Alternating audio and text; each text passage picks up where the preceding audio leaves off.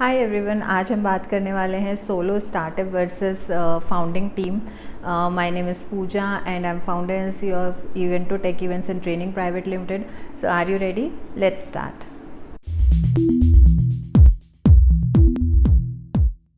So welcome to my YouTube channel Startup Mantra. और अगर आप अपना स्टार्टअप प्लान कर रहे हैं और काफ़ी कंफ्यूज्ड हैं कि मुझे अपना स्टार्टअप अकेले रन करना चाहिए या फिर एक फाउंडिंग टीम होनी चाहिए, तो आज हम इसी के बारे में डिस्कस करने वाले हैं।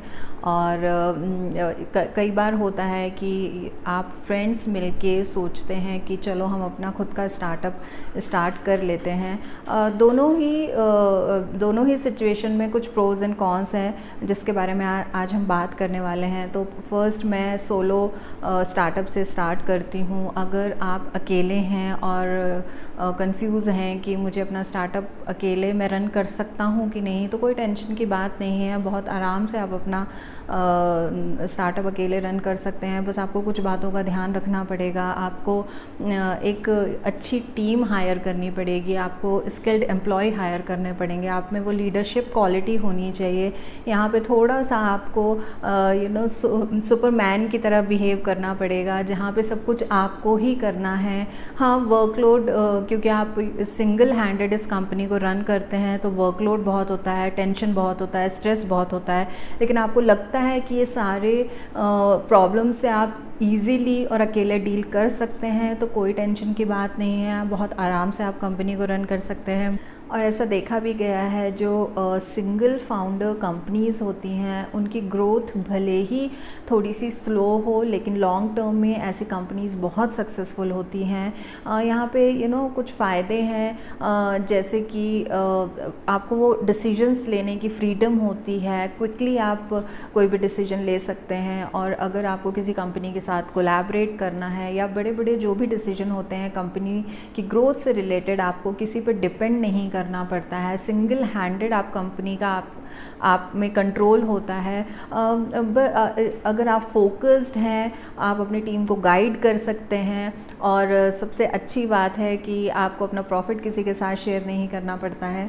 और मुझे नहीं लगता है कि किसी भी तरह की प्रॉब्लम्स होती है अगर आप सिंगल ओनर हैं। बस आपको पता होना चाहिए, आपका विजन क्लियर होना चाहिए, आपके गोल्स क्लियर होना चाहिए, और easily you can run your startup. On the other hand, अगर आपको लगता है कि नहीं, मेरे लिए अकेले स्टार्टअप को रन करना बहुत मुश्किल है और मुझे 1, 2, 3 या 4 को फाउंडर्स चाहिए हैं, तो भी कोई मुश्किल नहीं है। आप 3, 4, 5 लोग मिलके भी अपना स्टार्टअप रन कर सकते हैं। बट यहाँ पे कुछ चीज़ों का ध्यान रखना पड़ता है। जब आप 3, 4, 5 लोग मिलके स्टार्टअप रन करते हैं, तो यहाँ पर आपको अकेले डिसीजन लेने की फ्रीडम नहीं होती है। आपको हमेशा अपने को फाउंडर्स के साथ डिस्कस करना पड़ता है और कई बार उन्हें कन्विंस करना पड़ता है। तो इसमें कई बार बहुत ज़्यादा कॉन्फ्लिक्ट्स होते हैं, कई बार बहुत ज़्यादा आर्ग्यूमेंट्स होते हैं, और जो कि कोई बुरी बात नहीं है। अगर किसी डिसीजन पे पहुंचने के लिए आप और आपके को फाउंडर आर्ग्यूमेंट कर रहे हैं तो कोई टेंशन नहीं है, but end of the day your goal should be same. तो अगर जब आप फाउंडिंग टीम बना रहे होते हैं तो आपको कुछ बातों का ध्यान रखना चाहिए कि जो आपकी फाउंडिंग टीम है उसका purpose should be same, goal should be same, and value system should be same. ऐसा नहीं होना चाहिए कि आप तो कुछ और प्लान कर रहे हैं और आपके पार्टनर्स, आपके फाउंडर्स कुछ और ही सोच रहे हैं। तो ऐसे में कंपनी की ग्रोथ पे बहुत असर पड़ता है, कंपनी को ग्रो करने में बहुत मुश्किल होती है। और कई बार बहुत सारे ईगो इश्यूज़ होते हैं, बहुत सारे कॉन्फ्लिक्ट्स इशू होते हैं। तो we have to keep all this thing aside. और लॉयल्टी, ट्रांसपेरेंसी, ये ट्रस्ट, ये सब होना बहुत ज़रूरी है। क्योंकि मुझे लगता है कि जब आप 3, 4, 5 लोग मिलके कंपनी को रन कर रहे होते हो तो बहुत सारा समय आप एक दूसरे के साथ बिताते हैं। तो ये बिल्कुल एक मैरिज के तरह ही होता है। जिस तरह एक मैरिज में आपका पार्टनर पर लॉयल और ट्रस्टवर्दी होना चाहिए। इसी तरह जब आप कंपनी कुछ लोग मिलके चला रहे होते हो तो आप में उसी तरह की लॉयल्टी और ट्रस्ट होना चाहिए।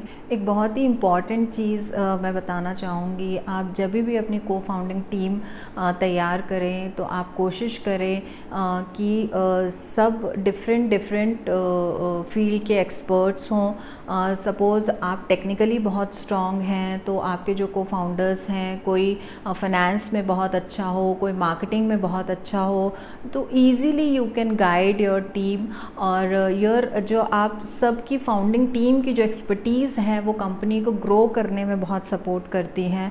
हाँ, और आपका वर्कलोड बहुत कम हो जाता है, आपका टेंशन स्ट्रेस जो भी है आप अपने को मेंबर्स रहते हैं, को फाउंडर्स होते हैं, उनके साथ आप बैठ के डिस्कस कर सकते हो।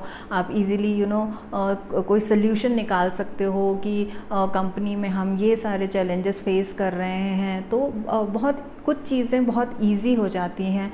तो ऐसे जो स्टार्टअप होते हैं वो बहुत जल्दी ग्रो करते हैं, लेकिन अगर अच्छा तालमेल नहीं होता है को फाउंडिंग टीम में तो ऐसे स्टार्टअप बहुत जल्दी कोलैप्स भी कर जाते हैं। आपका स्टार्टअप का क्या नेचर है, आपकी क्या एक्सपर्टीज़ हैं, उसके हिसाब से आपको ही डिसाइड करना पड़ेगा कि आप अपनी कंपनी को सिंगल हैंडेड रन करना चाहते हैं या फिर आप अपने लिए को फाउंडिंग टीम बनाना चाहते हैं। बस मैं यही कहना चाहूँगी कि ऑल द बेस्ट।